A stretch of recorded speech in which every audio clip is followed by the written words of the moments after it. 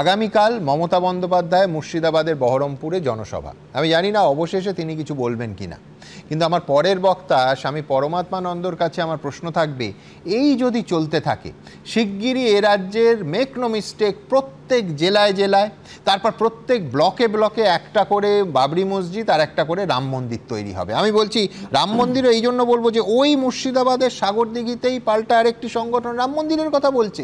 আমি বলছি যেন পশ্চিমবঙ্গে কল্পনা করুন কোনো শিল্প লাগবে না, কর্মসংস্থান লাগবে না, কিচ্ছু লাগবে না, শুধু একটা করে মন্দির আর মসজিদ হলেই চললো।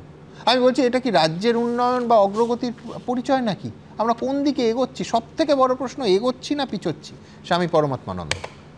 উপনিষদ একটা ভারী সুন্দর কথা বলেছে, যেটা সনাতন ধর্মের আঁতের কথা, রবীন্দ্রনাথের ভাষায়, সর্বে ভবন্তু সুখিনঃ সর্বে সন্তু নিরাময়া।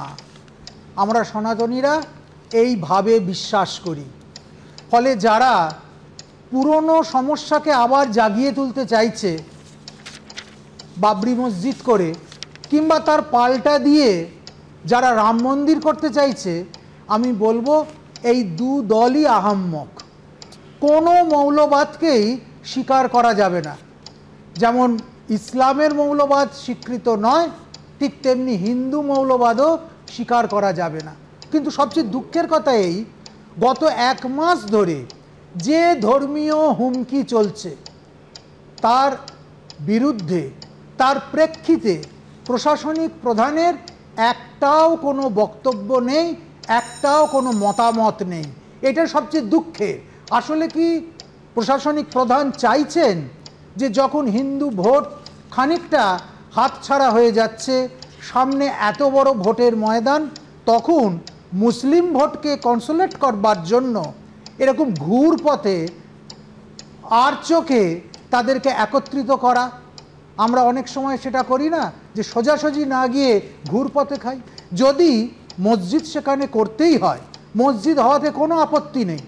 স্বাধীন দেশে এটা গণতন্ত্রের দ্বারা চালিত একটি রাষ্ট্র, এটা কোনো ধর্মতন্ত্রের দ্বারা চালিত রাষ্ট্র নয়। ফলে যে যে সম্প্রদায় আছে তারা তার নিজেদের উপাসনালয় তৈরি করতেই পারে। কিন্তু এই উপাসনালয়টার নাম বাবরি মসজিদ কেন?